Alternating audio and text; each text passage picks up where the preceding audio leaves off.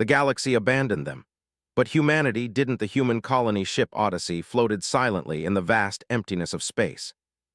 Its massive hull, once a shining symbol of human ambition, now bore the scars of a failed warp drive and countless tiny impacts from drifting space debris. Lights flickered in sections of the ship that hadn't yet been repaired, and the hum of the life support systems was the only sound that reminded everyone aboard that they were still alive. Commander Elena Ruiz walked the length of the observation deck, staring out at the dark expanse. Stars stretched endlessly in every direction, but the vastness brought no comfort.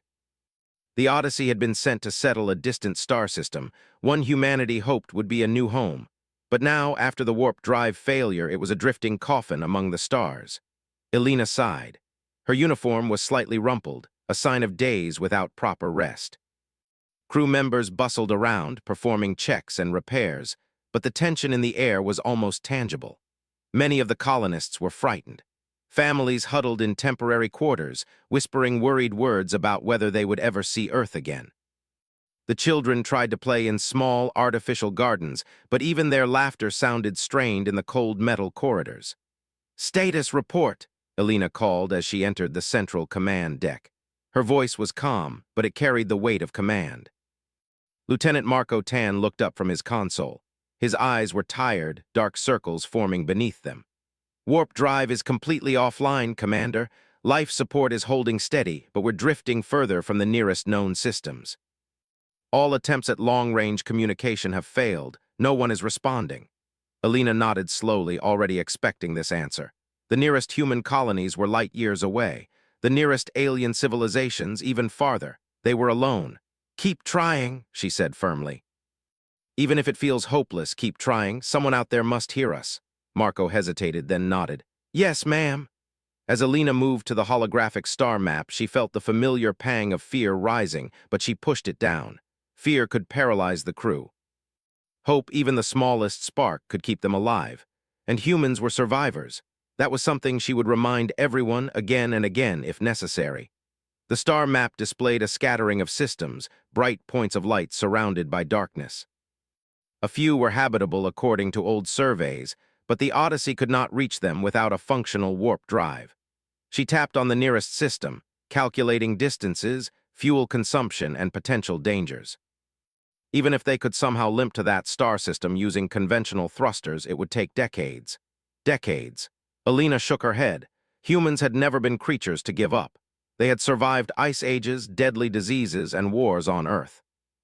They had walked into the unknown before. She would not let this generation fail, not while she commanded the ship. The comm panel buzzed. A small, frightened voice came through. It was young Sophia, a child of 9, her small hand pressed against the speaker. "Commander Ruiz, will we ever go home?"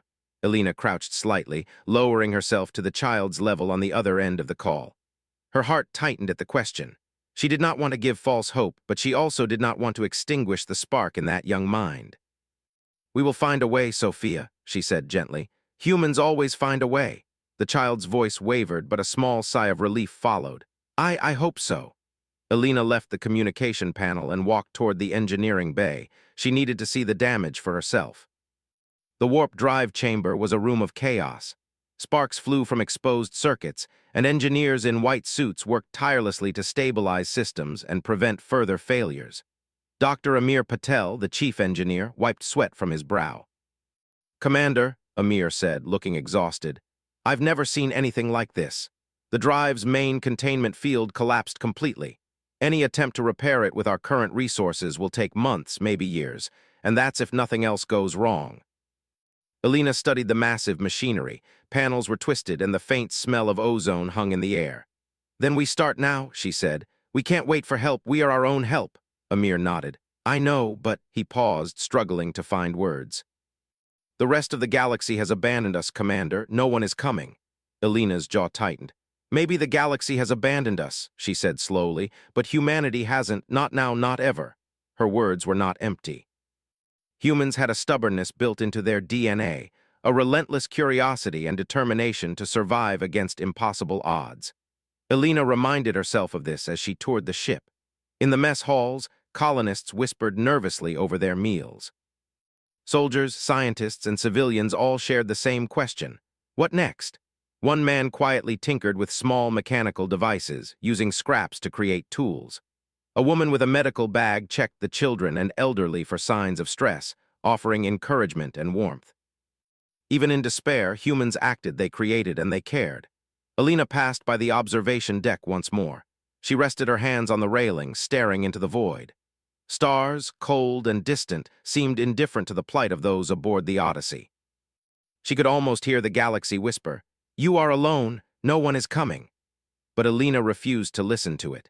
She looked at the reflection of her own determined face in the glass, and then at the lights of the ship behind her, where humans worked tirelessly to survive. "We are not alone," she whispered. "We have each other, and that is enough to begin." That night, she called a meeting of all senior officers. The small conference room was dimly lit, the hum of life support the only constant sound. "We will not wait for help," she said. "We are stranded, yes, but stranded does not mean helpless. We will repair the ship, find resources, and explore nearby sectors. We will survive, and we will thrive." Captain Darius Lynn, the security chief, leaned forward. "Commander, are you saying we should explore even without knowing what dangers await?" Alina met his gaze steadily. "Yes, humans are explorers. Curiosity and courage are our tools. We do not shrink from the unknown. We embrace it. If we wait for rescue, we die waiting. If we act, we have a chance." There was a pause as the officers absorbed her words.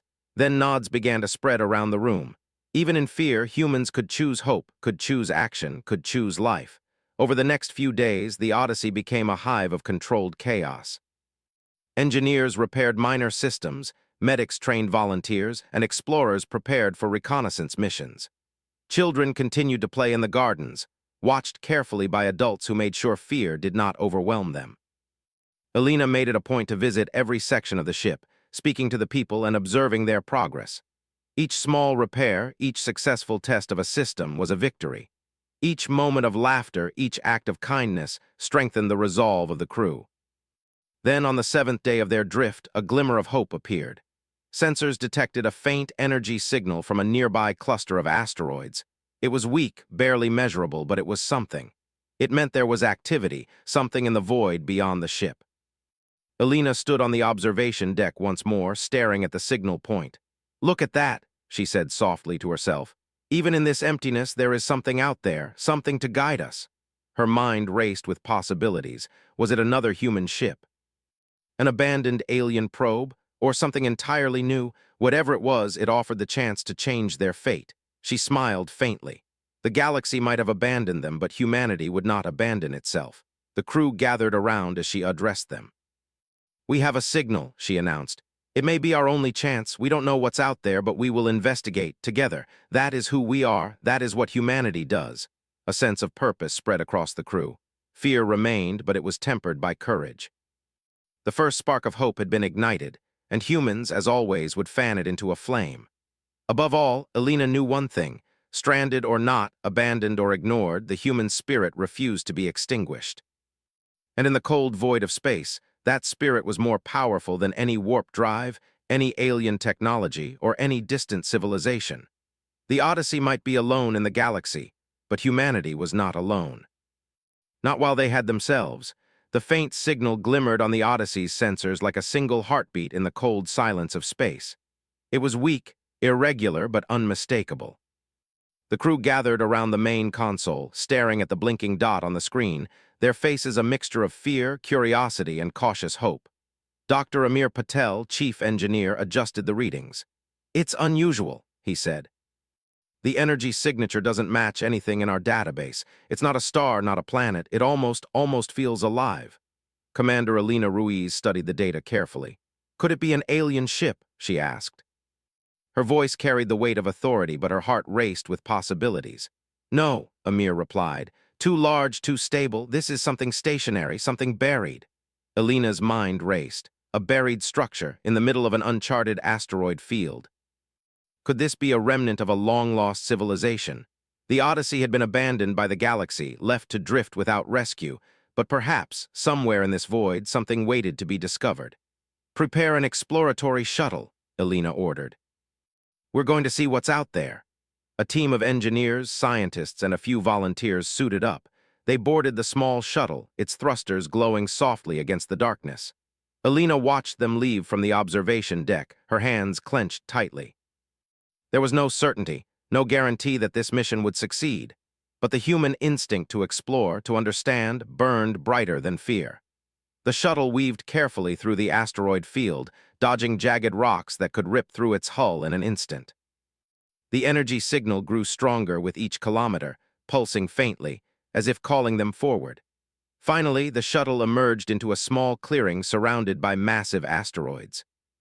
There, partially hidden beneath layers of rock and ice, was a structure unlike anything humans had ever seen. Its surface shimmered faintly, reflecting the dim light of distant stars. Geometric patterns etched into its metal hinted at intelligence far beyond anything Earth had encountered. Dr. Leela Chen, the lead scientist, gasped. "It's ancient, but functional somehow." Alina stepped closer, her eyes scanning the massive entrance. "What do you think it is?" Leela shook her head. "I don't know, but whatever it is, it's been here a long time, possibly millions of years, and the energy readings, someone or something left it active." Amir examined the exterior panels. "The structure isn't damaged, at least not severely. If we can access it, we might be able to learn from it, maybe even use it to repair the Odyssey's warp drive." Alina's gaze softened. "Then we don't waste time, we go in." The team navigated through the narrow entrance. Inside, the walls were smooth, almost organic, with faint lines of light tracing intricate patterns. The air was surprisingly breathable, though faintly metallic. Their footsteps echoed in the silent corridors, amplifying the tension that ran through the small group. "This is incredible," whispered Leela. "The technology, it's unlike anything humans have built, and yet it feels logical. It's like it was designed to be understood if you have the mind to try." Amir nodded. "That could be our chance, a chance to survive." As they moved deeper, the structure opened into a massive chamber. In the center was a glowing sphere, pulsing with the same energy signature detected outside. It hovered slightly above the floor, emanating warmth and light. Symbols floated around it, shifting and rearranging in ways that seemed alive. Alina approached cautiously. "Do we touch it?" Leela shook her head. "We observe first. There's no way to know what it will do if we interfere." But human curiosity could not be restrained. Amir extended a small probe, letting it hover near the sphere. Data streamed into the shuttle's computers almost immediately. The readings were astonishing, energy levels that could power the Odyssey's systems for decades, a stable energy source unlike anything they had ever seen. Alina's eyes widened. "If we can harness that energy, we might not only survive, we could thrive. We could repair the warp drive and explore beyond this void." The team worked carefully, documenting everything. Every wall, every symbol, every energy pulse was recorded. Even in the face of the unknown, humans adapted. They used logic, observation, and ingenuity to understand what they could and to avoid what they could not. Hours passed. Tension built as minor systems of the shuttle began to fail under the strain of the chamber's energy field. A flicker of light here, a sparking console there. But humans persevered. They repaired, adjusted, and improvised. The structure, silent for millennia, seemed almost patient with them, as if it recognized their determination. At one point, a young engineer named Soren discovered a pattern in the floating symbols. "These symbols, they repeat in cycles," he said. "It's like a code. If we can decipher it, we might understand how the sphere works." Alina smiled faintly. "Then do it. That's what humans do best. We solve problems even when others have given up." Soren worked tirelessly, cross-referencing the symbols with known mathematics, physics, and computer logic. Slowly, the patterns became clear. The sphere was a power source, but more than that, it was adaptable. It could interface with other technology, amplifying or redirecting energy in ways humans had only theorized. Dr. Chen's voice trembled with excitement. This could save us. If we can connect it to the Odyssey, we might be able to jumpstart the warp drive. Humanity could continue its journey." Alina's heart swelled with pride. Here, in the heart of a dead alien structure, humans were not just surviving, they were learning, adapting, and innovating. Even abandoned by the galaxy, they had not abandoned themselves. But the chamber was not without danger. The energy sphere pulsed violently when the team approached too closely. Sparks flew, and the air shimmered with heat. Alina called everyone back, reminding them to proceed carefully.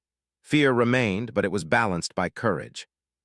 "You've never seen humans like this," Amir muttered as they retreated slightly. "Even when everything seems lost, they keep going." Alina nodded. "That's because we have to, that's who we are." By the time the team returned to the shuttle, the initial survey was complete. Data, sketches, and recordings filled their consoles. They had discovered something incredible, an ancient structure, a powerful energy source, and a code that might allow them to harness it. Back aboard the Odyssey, Alina addressed the crew. "We've found something remarkable. The galaxy may have abandoned us, but we are not powerless. Humanity thrives because we act, because we explore, because we do not give up. This discovery could change everything. It could give us the energy to repair our warp drive. It could give us a chance to continue our journey, and it is proof of one thing: humans survive when others cannot or will not help." The crew cheered softly, not for the discovery itself, but for what it represented: hope, action, the unbreakable human spirit. Alina allowed herself a quiet smile. The universe was vast and indifferent, but humans had something unique: curiosity, ingenuity, courage. Even in isolation, even in danger, they moved forward. They learned, they adapted, they endured. And in the depths of a forgotten alien structure, humans had found their next step. Not because anyone guided them, not because anyone cared, but because they never stopped believing in themselves.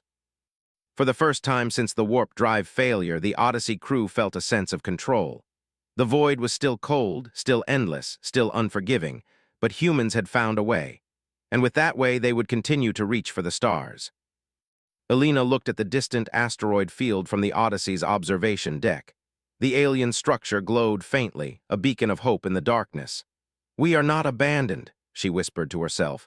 "The galaxy may have forgotten us, but humanity will not forget itself. And we will survive, always." The discovery of the alien structure had given the Odyssey crew hope, but hope alone could not repair the warp drive. That would require ingenuity, skill, and an unshakable determination.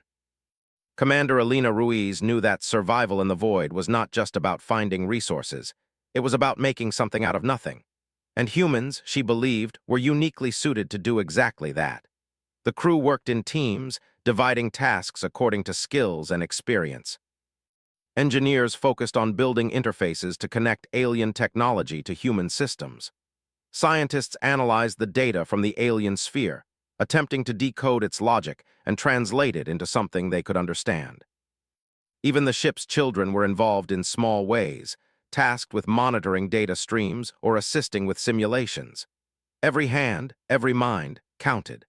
Dr. Amir Patel led the engineering team in retrofitting human circuits to align with the alien energy sphere. The problem was immense. Human technology ran on known principles of electricity, magnetism, and quantum computation. But this alien energy operated on concepts they had never encountered. A single miscalculation could fry their systems, or worse, trigger a catastrophic reaction. "Be careful," Amir warned as sparks flew from a console. "We're in uncharted territory here. There's no trial and error. Mistakes could be fatal." Alina watched him work, impressed by his calm focus. Yet she also knew something. Humans had an advantage that no alien technology could ever take away: adaptability, creativity, the ability to think outside the box when conventional logic failed. Meanwhile, Dr. Leela Chen had gathered a small team to analyze the sphere's patterns. "It's not just a power source," she explained. "It's a system of logic, almost like a living mind. It responds to input in ways we're only beginning to understand." Her assistant, a young programmer named Soren, added, "If we can predict its behavior, we can control how the energy is distributed. That could allow us to power the warp drive, or even more than that." Alina nodded. "Then do it, but be safe. We cannot afford reckless mistakes." Weeks passed, and the crew faced setback after setback. Initial attempts to interface with the sphere caused short circuits, overheating, and minor explosions. Tension grew among the colonists. Some whispered that perhaps the galaxy had abandoned them for a reason, that maybe survival in this void was impossible. But Alina refused to listen to despair. She walked through the corridors daily, speaking to the engineers and scientists, encouraging them, reminding them that humans had survived far worse odds. "Every failure," she told them, "is a lesson. Every setback brings us closer to a solution. We are human. We do not give up." One day, a breakthrough came unexpectedly. Soren noticed a rhythm in the sphere's pulses that mirrored the Fibonacci sequence. "It's mathematical," he said excitedly. "It responds to predictable patterns. If we can synchronize our interface with its rhythm, we might be able to stabilize the energy flow." Amir and the other engineers worked quickly, building a temporary interface that could adjust in real time to the sphere's oscillations. Elena watched as the shuttle's main systems flickered with new energy, rising from almost nothing to full operational capacity. For a brief moment, the entire crew held their breath. Then slowly the lights steadied, the hum of the machinery normalized, and the warp drive indicators began to display green. "We did it," Elena whispered, almost in disbelief. "We actually did it." Yet the triumph was tempered by caution. The alien technology was still mysterious. They could not risk overloading it. Careful monitoring would be required at all times. Humans, she knew, had to balance curiosity with discipline. The next challenge was even greater, adapting the alien energy to work with human propulsion systems. Engineers spent long hours recalibrating engines, integrating feedback loops, and creating safety protocols. Each attempt required precision and patience. Amir leaned back one evening, exhausted. "This is unlike anything I've ever done. We're rewriting the rules of physics just to survive." Elena placed a hand on his shoulder. "Exactly, and that is what humans do best. We learn, we adapt, and we persevere." Even in the face of immense technical challenges, the human spirit shone through. Crew members volunteered for long shifts, children assisted with minor experiments, and everyone contributed ideas. One of the youngest engineers suggested a simple circuit reroute that solved a persistent problem with power feedback. Elena smiled. It was a reminder that ingenuity often came from unexpected sources. The alien sphere, for its part, seemed to respond to human persistence. Each time the team approached with care and respect, its energy pulses stabilized. It was as if the ancient technology recognized effort, understanding, and adaptation. Then came a day of high stakes. The interface had been connected to the warp drive, and the first test was scheduled. All crew members gathered in the observation deck. The hum of the systems grew louder, the lights of the Odyssey brighter.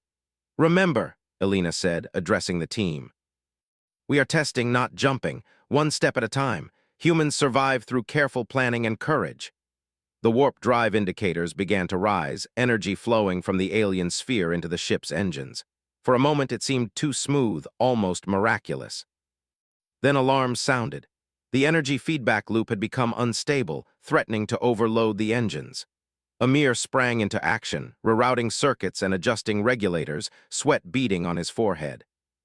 Leela worked alongside him, monitoring the sphere's patterns, guiding adjustments with mathematical precision. Crew members assisted, relaying data and performing manual corrections. Time stretched as the team worked in unison. Each second was a test of skill, focus, and human determination. Finally, the feedback loop stabilized. The warp drive hummed steadily, ready for the first cautious jump.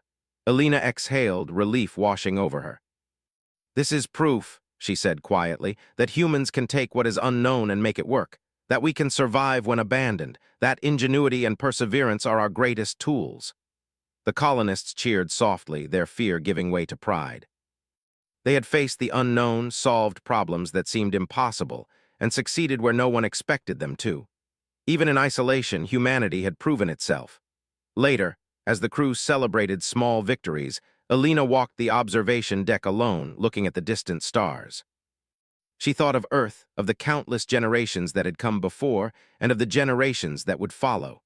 Humans had never relied solely on others for survival. They relied on curiosity, courage, and cooperation. And now, floating in a forgotten sector of the galaxy, they had found a new truth. Even when the universe seemed indifferent, human spirit was a force that could not be ignored. In the quiet of the observation deck, Elena whispered to herself, "The galaxy may have abandoned us, but we have not abandoned ourselves, and we will continue, always." The Odyssey was still adrift, its warp drive only partially functional, its crew exhausted and wary. But the spark of ingenuity had been lit, and it would not be extinguished. Humans had faced the trial of the unknown and had emerged stronger, smarter, and more determined. In the weeks that followed, the crew continued to refine their systems, learning more about the alien sphere, discovering new ways to harness its energy safely. and preparing for the day they could finally leave the void behind. Each success was a testament to human perseverance, each lesson learned a step toward survival. The Odyssey's crew understood something vital. In the galaxy, there were no guarantees, no promises of help. But humans had a strength that no alien technology, no distant civilization could ever take away, the ability to think, to create, and to endure. And with that strength, they would face whatever the universe had left for them. The Odyssey had made progress. The alien sphere was now partially integrated with their systems, and the warp drive hummed with a cautious promise of life beyond the void. But as Commander Elena Ruiz knew well, hope was fragile. The universe was vast and indifferent, and a single mistake could undo weeks of effort. The day began like any other, with the crew preparing for another test of the warp drive. Engineers adjusted circuits, scientists monitored energy outputs, and children in the gardens practiced their small duties under careful supervision. Elena walked among them, offering encouragement and guidance, reminding everyone that survival depended not only on skill but on vigilance. "Commander," Amir called from the engineering bay, "we've detected a fluctuation in the alien energy interface. It's minor for now, but if it grows, it could destabilize the warp drive." Elena's jaw tightened. "How long do we have?" "Minutes, maybe less," Amir replied, his eyes scanning the rapidly changing readings. Elena took a deep breath. She had faced impossible odds before, but this was different. The warp drive was no longer just a machine, it was a lifeline. A failure now could leave them stranded forever or worse. "Alert the crew," she said firmly. "Everyone to their stations. Prepare for emergency protocols." The ship shifted slightly as the energy fluctuation intensified. Alarms rang through the corridors, a harsh reminder that the void was never forgiving. Crew members moved quickly but carefully, their training and ingenuity guiding their actions. Amir worked furiously to stabilize the energy feedback. "We need to manually reroute power to the auxiliary systems," he shouted. Elena nodded. "Do it. I'll oversee the operation." As the engineers adjusted circuits, Leela Chen monitored the alien sphere. "It's reacting to us," she said in awe, "almost as if it knows what we're doing. We have to be precise or we risk overloading it." Sweat dripped from Amir's brow as he flipped switches, adjusted conduits, and recalculated the energy flow. Sparks flew, and the hum of the warp drive became a high-pitched whine.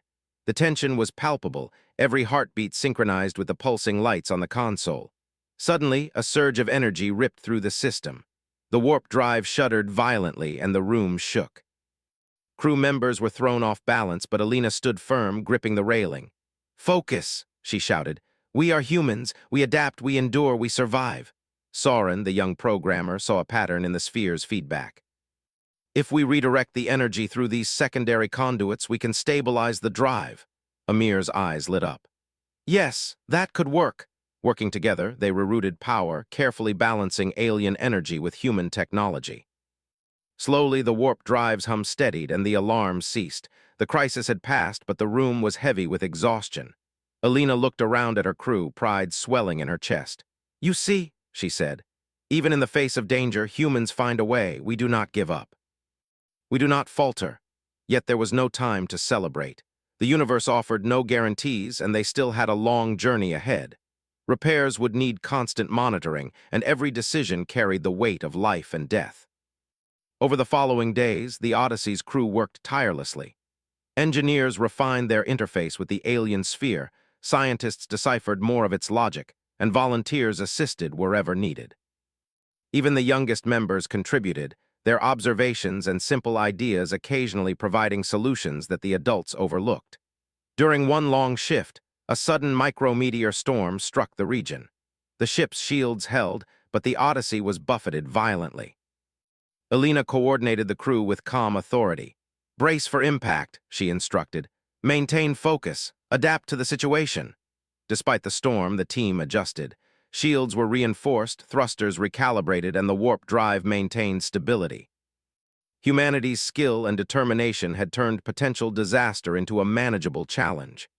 At night, when the corridors were quiet, Elena often visited the observation deck. She watched the distant stars, reflecting on the events of the past weeks. The galaxy was vast, dark, and unfeeling, yet within this small ship, humans had found light, hope, and purpose.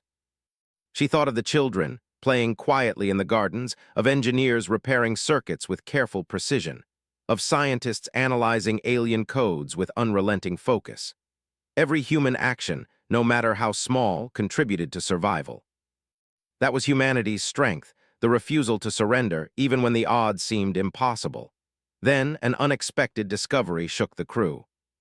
Soren noticed an unusual resonance in the alien sphere, a pulse that seemed to correspond to a distant energy source outside the asteroid field. "Commander," he called, "there's another signal. It's faint, but it's real." It could be another structure or maybe a resource we can use. Elena's eyes lit up. Then we investigate. Humanity survives by exploring, by reaching beyond what is known. We do not wait for miracles, we create them. The team prepared a shuttle for the new mission. Engineers and scientists volunteered, eager to contribute. The children, though too young to join, offered encouragement, reminding the adults of what they were fighting for. The shuttle navigated through the treacherous asteroid field once more, the energy of the alien sphere providing a faint guiding light. The new signal grew stronger, revealing the shadow of another ancient structure, even larger than the first. Its surface gleamed faintly under the dim starlight, a silent testament to intelligence long gone. Inside the shuttle, the crew felt a mix of excitement and tension. This discovery could change everything, or it could be another challenge far beyond their capabilities. Elena reminded them of one truth: humans did not retreat from danger. They faced it head-on, with courage, ingenuity, and determination. As they approached the structure, it became clear that this one contained more than energy. Strange machinery lined its walls, dormant but intact. Leela Chen's eyes widened. "This is incredible. There's technology here we've only theorized about. If we can learn from it, we could revolutionize our ship's systems entirely." Amir examined the machinery. "And we have to do it carefully. One wrong move and it could destroy everything." The team worked in shifts, deciphering alien controls, testing systems, and taking meticulous notes. Slowly, they began to understand how the technology operated, adapting it for human use. Systems that once seemed impossible were now becoming practical, harnessable. The crew faced setbacks, of course. Minor explosions, unexpected energy surges, and temporary system failures tested their patience. But each challenge was met with creativity and collaboration. Even the smallest contributions, like a simple recalibration or an adjusted circuit, had enormous impact.